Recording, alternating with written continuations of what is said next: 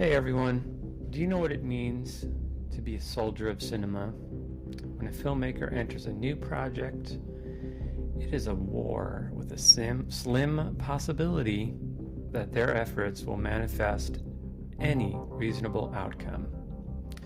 Welcome to Into the Lens podcast, where I explore the art, craft, and business of filmmaking.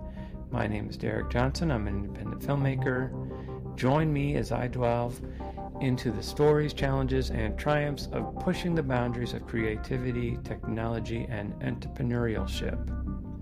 From seasoned veterans to up-and-coming talent, I'll bring you insights, inspiration, and advice to help you navigate the exciting and ever-evolving world of independent filmmaking.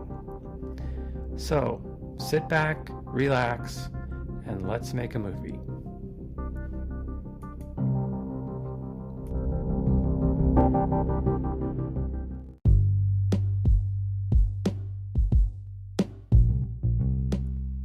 One of the things I'd like to talk about today is how to produce better interviews. This is something that I am deeply passionate about, and I believe it's really the key to making your stories come to life. As many of you know, I do a lot of documentary work, and so therefore my interviewing skills have to be as good as they can be.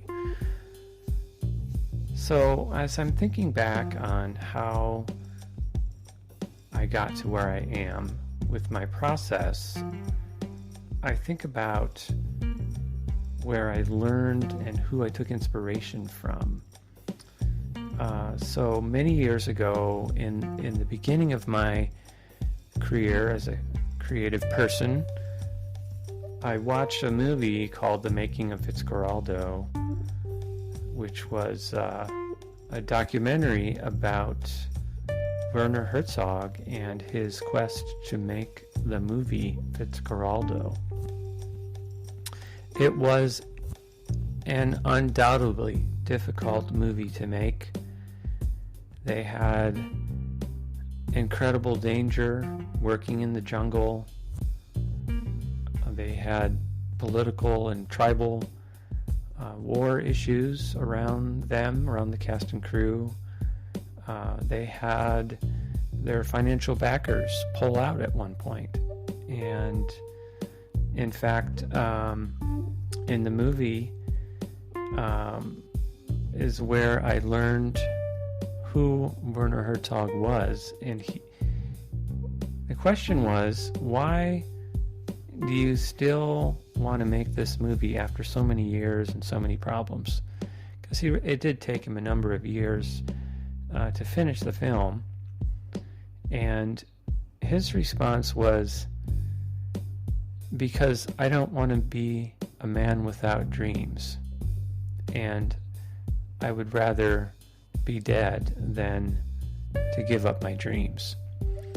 And it was like a light bulb went off, and I thought, wow, that's incredible. That's truly somebody who is deeply dedicated, and they were so well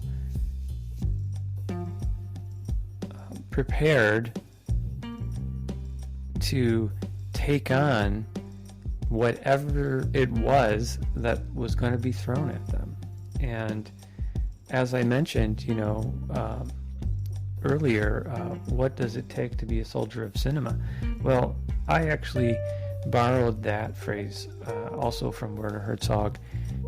He talks about being a soldier of cinema. I took a workshop with him, and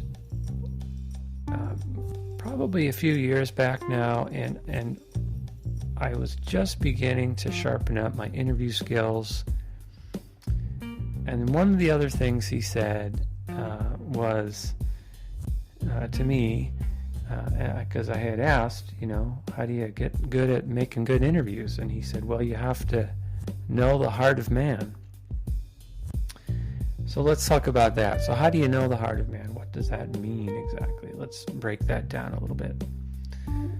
Well, I think to know the heart of man is to really sit back and be, first of all, you have to know your own heart, and you have to be connected to your own soul and your own voice and your own spirituality, whatever that might look like for you. For me, mine has been a crazy party.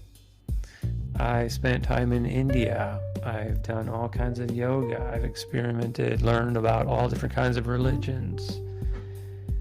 And I have my own thing that I do. I believe in everything. I think it's all good. Could be all bad, but could be good. So the point is that you find a way to connect with yourself somehow.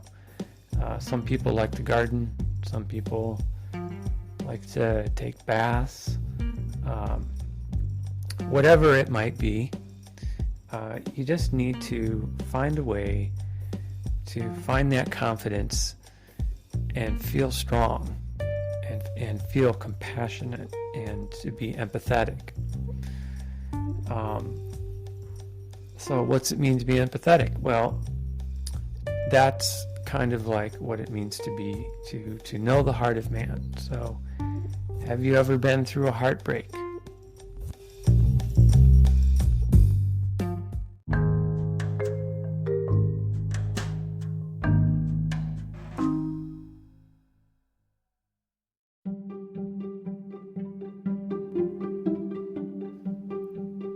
Have you ever found great success, won an award, and had a feeling of absolute ecstatic joy? Those things are both sides of our human emotion. I mean, we have so many emotions. Knowing those emotions, feeling those emotions, but also being able to recognize them in other people. It's very important to have a sensibility to pay attention, to feel, to see and absorb all of that information in the human experience. And once you get a hang of that, you will certainly start to the collective use of all of your experiences will lead you closer to knowing the heart of man. Now, everyone is going to have their own journey.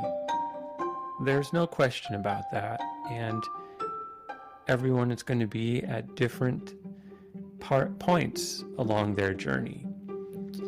So at what time during your journey do you get to know the heart of man? Well, I'm fairly objective, so I think that you can know it at any point. But I would say that once you start to recognize and empathize and connect with other people on a much deeper level, you certainly are on your way to making good interviews. Now, here's something that's kind of interesting. So, when I used to be a still photographer, anytime I would do a portrait session, I always found it fascinating how many bad takes there were. We would shoot hundreds of frames to get to a single portrait.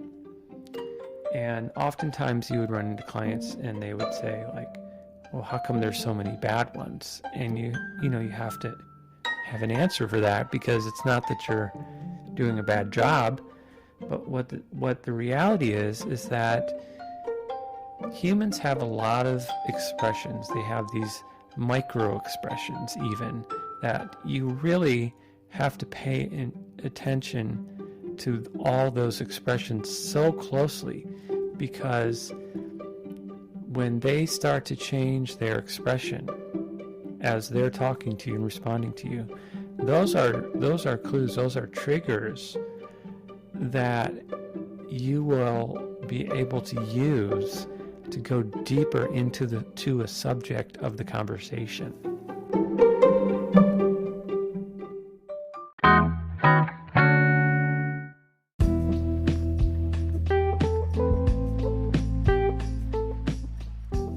Another thing you can do is, before you arrive for your interview, you can do some research on a person, but I wouldn't do too much research. You want to leave some room for spontaneity during your conversation. If you get a general overview of who the person is, if there's anything that you might learn about them so that you can connect with them on a deeper level, that's really valuable. The first 10 minutes of your interview probably will be mostly just connecting with the person on a deeper level. One of my most successful interviews to date was with my friend Yulia that we recorded, and over the course of, I would say, probably about 4 hours. And with that particular interview, I didn't know a lot about Yulia, but I knew a few key things. And I spent a lot of time just carefully getting closer to her through conversation, guiding my questions, so not in a way that I'm trying to dig in deep, but in a way that I'm trying to slowly walk in and allow my subject to offer me their responses. I feel like if you treat someone in a way that you allow them to speak their mind and say what they need to say, and they may need to get through some of their own thoughts before they can even answer your questions. So it's okay to go back to and revisit some of the questions if you feel like you didn't get the answer you needed. That's really important. Sometimes, it's very common to go back and revisit a question. A lot of times I do that, in fact. Sometimes I even try and rephrase the question, because the person that you're working with might not completely understand what it is that you're asking them.